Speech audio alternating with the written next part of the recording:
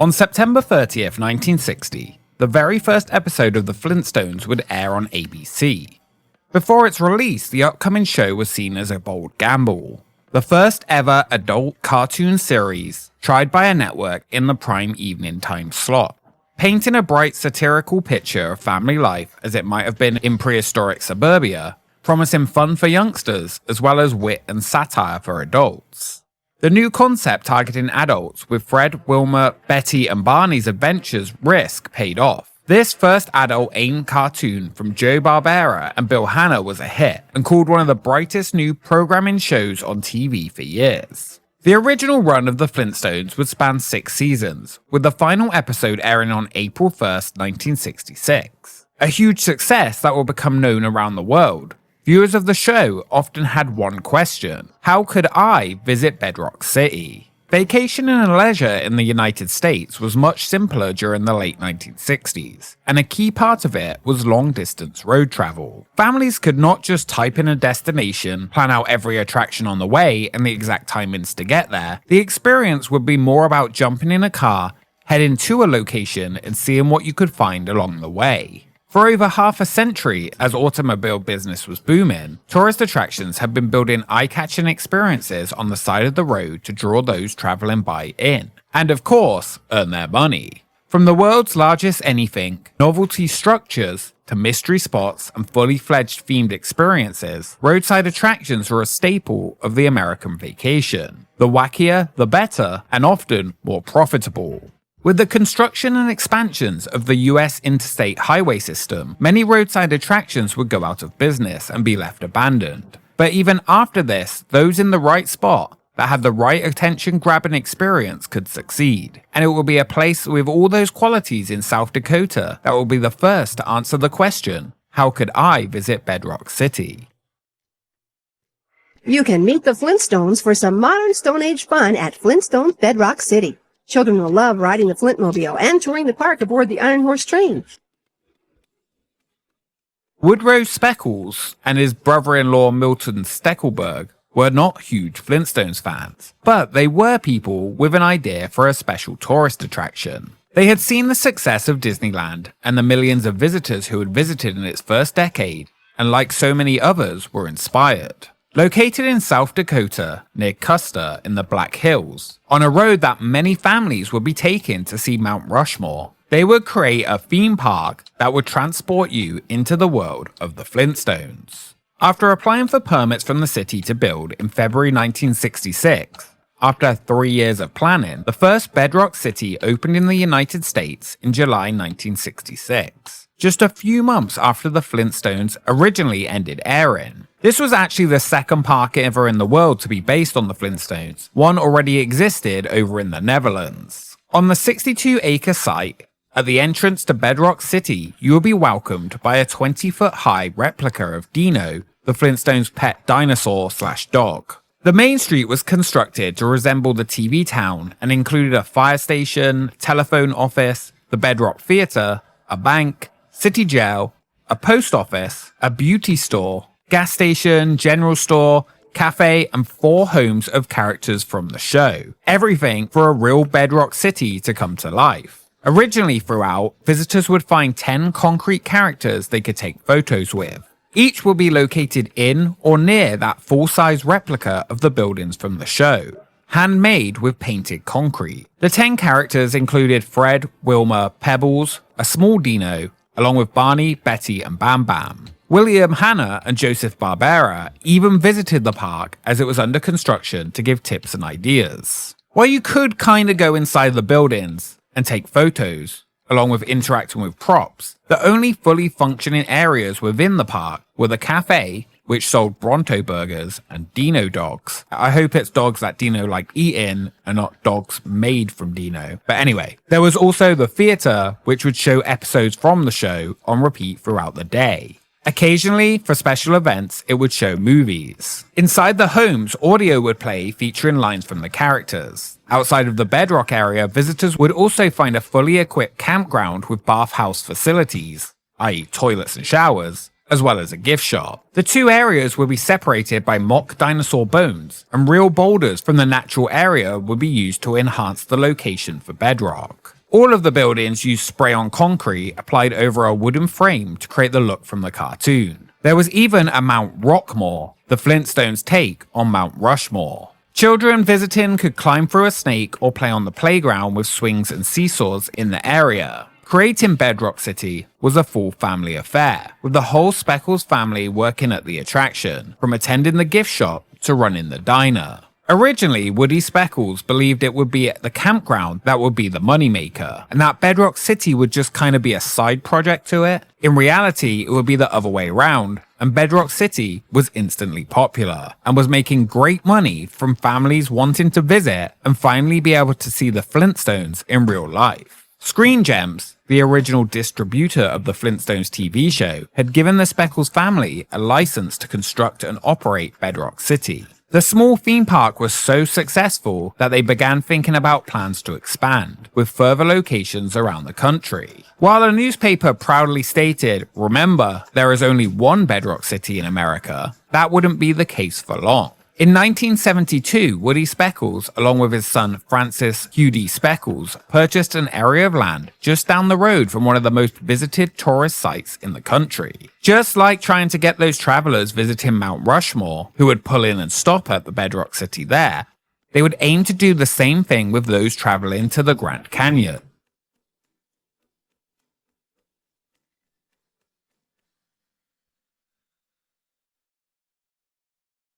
Located around 30 minutes from the Grand Canyon, halfway between the South Rim and the city of Williams in Arizona, the second Bedrock City opened in June 1972.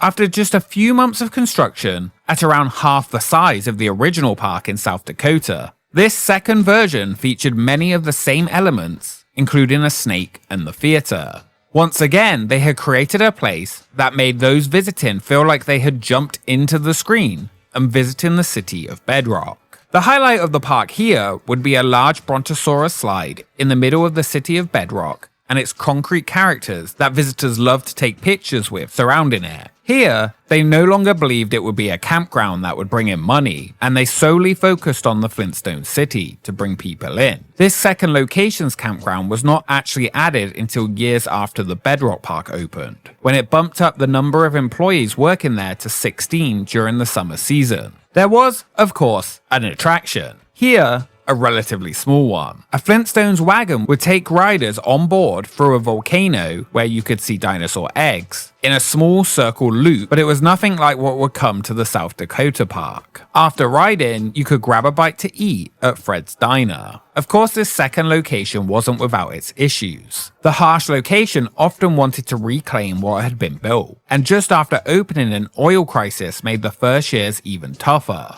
Being in the middle of the desert, local wildlife could cause issues. During 1977, Bedrock City would be sued in Superior Court for more than $40,000 as a result of an incident that happened at the park. This is Arizona after all. There are scorpions, snakes, mountain lions, all sorts of dangerous creatures. Here though, not quite the same. A real deer had run into the park and had attacked two visitors who were enjoying the city. The suit stated that a free roaming deer assaulted both her and her son near the Flintstones grocery store while they were looking at Brontosaurus steaks. During 1983, someone set Fred's foot on fire at the park. Well, the sign anyway, and it had to be rebuilt. Not everyone was thrilled with Bedrock City being built so close to natural wonders like the Grand Canyon. One article called it Arizona's biggest physical obscenity, and yabba dabba yuck. These opinions were in the minority, however, and on a peak day, 500 tourists would be paying to enter and see the world of the Flintstones before or after they saw the Grand Canyon. Hootie Speckles didn't care what people thought of his attraction, saying that Bedrock City was here as something for people to do. Often those would drive past and see the billboards along the road and they will be intrigued and pay the $2 to meet the Flintstones. Speckles also said that yes, it had been very successful for us. We picked this spot specifically because of the traffic to the Grand Canyon, and it had worked out very well. He would often see cars drive past to visit the canyon, and then be back visiting Bedrock within the hour. Some kids even said they enjoyed Bedrock more than even Vegas or the Grand Canyon.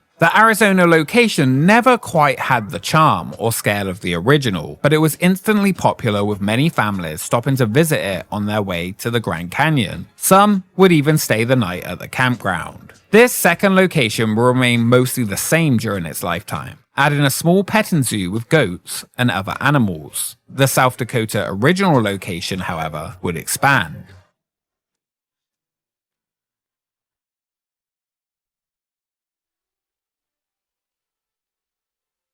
During the 80s and 90s, even more was added to this original park. A miniature train took guests on a journey to a western facade through Dinosaur Canyon and around the park. Animatronic characters would perform a show for guests to watch, and nightmare costume characters would walk around the park interacting with visitors. Absolutely terrifying. Eat your heart out, Mick Jagger! Fred the Stone is here! The last addition was a Flintstones car that would transport visitors around the site. There was a version of Bedrock City that existed in Canada, inspired by this original attraction, but built by a different family. In 1968, technically the second Flintstones Bedrock City opened in British Columbia. Here, the Al family purchased dinosaur sculptures from a closed attraction, and they would also go on to open a second Bedrock City in Bridal Falls, British Columbia in 1975. Licensing of the Flintstones would be a major issue during the existence of all four Bedrock parks, with Hanna-Barbera and Screen Gems going through different owners over the years. Screen Gems, who was the distributor of Hanna-Barbera cartoons and handled its licensing since its formation, was the one who handed out licensing deals to the themed Bedrock City parks. The partnership between Screen Gems ended when Taft Broadcasting purchased Hanna-Barbera in 1965. Taft themselves would go on to create their first theme park in 1972 with the opening of Kings Island. Hanna-Barbera cartoons were a constant inside the parks, along with marketing for their new theme park and those parks that followed, from Kings Island to Kings Dominion and of course Carowinds. Hanna-Barbera characters would also pop up in different theme parks around the world, with dark rides, simulators, you name it. Much of the original licensing deals remained between Bedrock City and Taft Broadcasting for their time as owners until the early 1990s. Taft Broadcasting had a hostile takeover and rebranded as Great American Broadcasting. They began to sell off sections of the company, and in 1991, Hanna-Barbera was acquired by Turner Broadcasting Systems, who had outbid both Universal Pictures and Hallmark to acquire the cartoon studio. Hanna-Barbera would later become a part of Time Warner. Turner, at the time, was aiming to launch a new animation network aimed at children. By the early 90s, the attractions, now over 2 decades old, were starting to show their age. While the South Dakota location still had character meet and greets and fun things to do, the Arizona location had cut much of the extra activities back, and even papers from the time talked about how dated the attraction had become. However, there was still something unique and even exciting about camping at an attraction that wasn't afraid to hide what it really was. A corny, kishy, roadside attraction akin to the 50s and 60s. And this was one that survived, which was getting rarer and rarer to find throughout the United States. A goofy place like that is sometimes all kids and even adults need to put a smile on their face. Licensing of the roadside theme park attractions was getting messy, and that would only get worse with the creation of the Flintstones movie for 1994. The live-action rights for a film had found their way into the hands of Amblin Entertainment and Steven Spielberg. At one point, as talk of the live-action film was swirling around, Bedrock City had hoped that they could potentially be chosen to be used as a filming location. That would never happen, and instead sets were constructed specifically for the movie, along with extra filming in Utah. This new, pretty terrible film would only cause issues for the nearly 30-year-old attraction at first. Licensing for the parks was nearly lost in the lead-up to the movie's release, with the studio requesting that upgrades were made to the parks to make it look more in line with the new live-action film. Many of the upgrades requested would just be too expensive for the family owners, and small tweaks were made, and they were permitted to renew the licenses. After the movie's release, attendance at the experiences got a boost, propelling both attractions forward through the 90s. Flintstones merchandise was flying off the shelves again, and the location stated they ordered a truckload. If it was Flintstones, they would have it. The experience had not really changed much over the decades, and it wouldn't be long until its popularity would again start to drop. There were still those driving to the Grand Canyon and seeing the billboard signs and finding themselves curious and popping in for a look, but it definitely was not at its peak like it had been in previous years. There were proposed upgrades for the Arizona park even after the movie, such as an 18-hole mini golf course that they would add to the park. The hope was this would liven up the experience so they actually had something to do other than just a slide and a wagon ride. At the Canadian locations, Bedrock City was closed after nearly 20 years in 1993, when it did not make its opening day as the result of an ongoing divorce settlement between the owners of the resort. It was sold and it did reopen and operate until 1995, right after the movie, when they were forced to drop their Flintstones license and retheme as Dino Town, until it was permanently closed in 2010 and demolished. The original location in British Columbia was not able to renew its license agreement in 1997, and plans were drawn up from the owners to demolish it and replace it with a shopping centre. Canada no longer had a Bedrock City. Yappa tappa doo! Hello, everyone. Welcome to Bedrock City. Home of the world-famous Mount Rockmore, featuring yours truly. The original South Dakota park was still doing well. New additions continued to come, and it was still quite popular, becoming home to the Mountain Music Show. It remained quite popular over the following decades, until rumors began to talk about the closure of the park in the 2000s, and that it would be put up for sale. In the autumn of 2015, Warner Brothers, now in charge of the remaining Hanna-Barbera assets, refused to renew Bedrock City's license in South Dakota, stating that it did not meet the studio's requirements. They refused to even let them create a museum on the site dedicated to the history of Bedrock City. As a result of the refusal, Bedrock City was sold that year for $2 million. Many called the sudden demise of the park a tragedy. It sat there rotting away and turned into rubble, abandoned after the sale. It would finally be demolished, and the original attraction that started it all was no more, with only just a few remnants able to be spotted by those who looked for it. The campground was later reopened as Buffalo Ridge Campground and has expanded on the site since.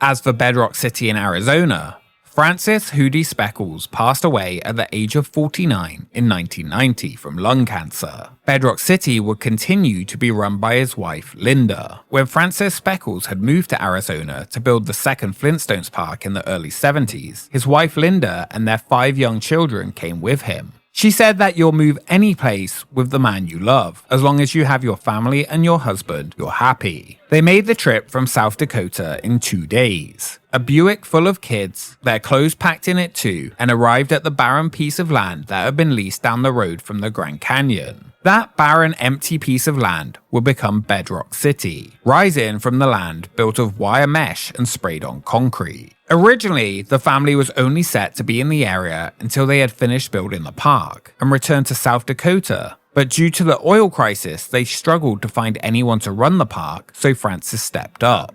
They preferred the green grass and trees of South Dakota, but they would stay in Arizona out of necessity. Linda said it took her 20 years to get used to living in Arizona, and those first few years were tough. After their parents divorced and Francis took over the business officially in Arizona in 1974, more and more of their family were drawn into the venture. He sold his stake in the South Dakota park and focused on the one he created in Arizona. The Speckles family were pioneers in an early, unknown world of themed family entertainment and were determined to make it work. After opening, that oil embargo hit his new location hard, bringing traffic to a crawl. The Arizona location had never been as lucrative as the one in South Dakota. It had a different feel and atmosphere. The family knew it was an overflow attraction to the Grand Canyon, not the destination itself. If the campgrounds at the Grand Canyon were full, it would only be then that Bedrock City's camp would get busy. The Speckles family never did get rich from Bedrock City, but that was never really their goal. Linda Speckles stated that they never had a get-rich mentality. What they had was perseverance. The Speckles children grew up at that rocky city, working in the diner, taking a bus 30 minutes to get to school, and it would be a truly family affair run in Bedrock City for years.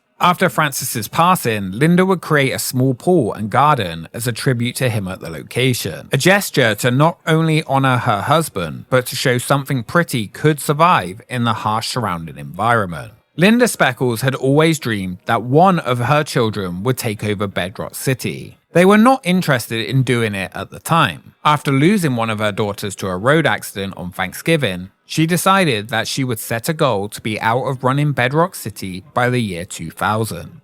It would take 15 more years until Linda Speckles would finally sell Bedrock City, Arizona, and she was able to retire, running the place by herself with her family for over 40 years. When asked if she had any resentment towards the Flintstones for keeping her there, she said none at all. Our family was a lot like the Flintstones, humble, hardworking, and her husband was a lot like Fred, gruff and affectionate. 4 generations of the Speckles family had called Bedrock City their home, many of which literally grew up in the buildings of a cartoon. After going on and off the market a few times, in 2015, at the age of 73, Linda Speckles put Bedrock City, Arizona up for sale. For $2 million, you could own the Flintstones village and campground on 30 acres of land, though this did not include the rights to using the Flintstones cartoons. She said that she was ready for an extended commercial break and that she planned to spend time with her family. It was now time to move on and start a new chapter in her life after being an owner for decades, after originally only coming down to build the park for a year. Now, over 40 years later, it was time. She said that she hoped the props would stay in whatever came next, but it was time for somebody else to enjoy it. She had enjoyed her years running the place and meeting people from all over the world who came to visit.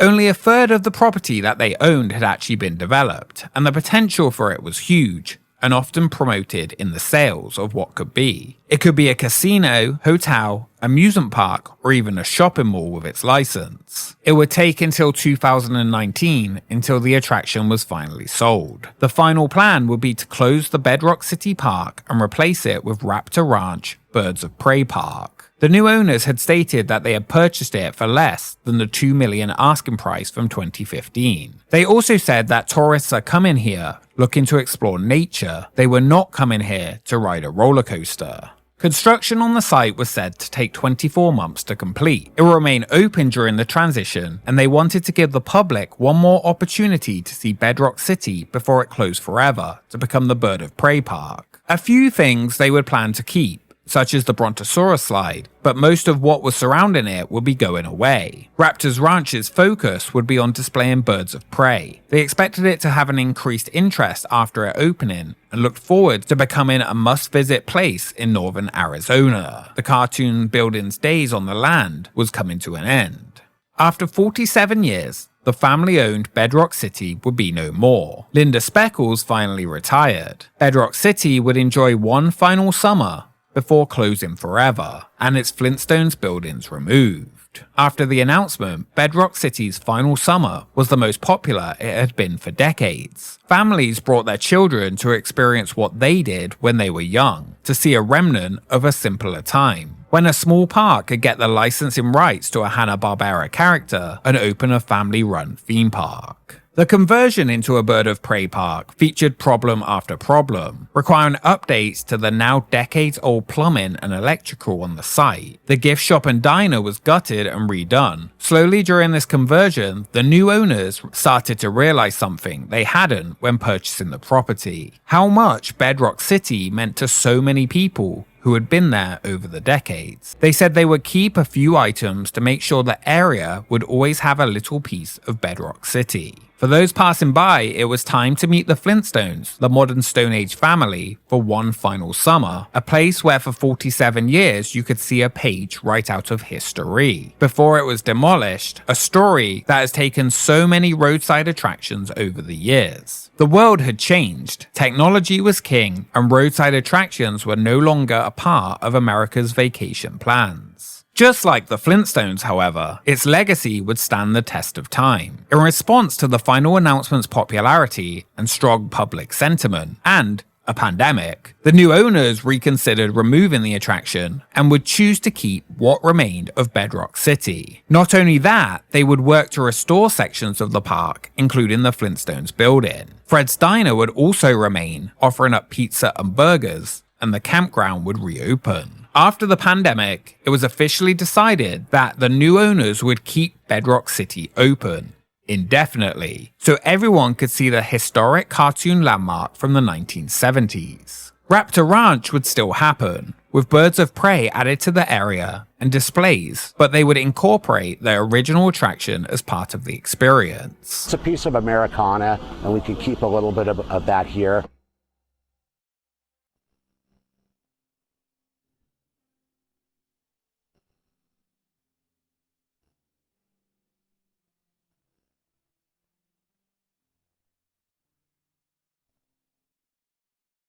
In 2024, Bedrock City still stands, with the majority of it still intact like it stood in 1972. For $10, you can enter and see roadside history of the United States, alongside birds of prey. And I mean, what more do you need than that? After all these years, it was the Flintstones that people were coming to see.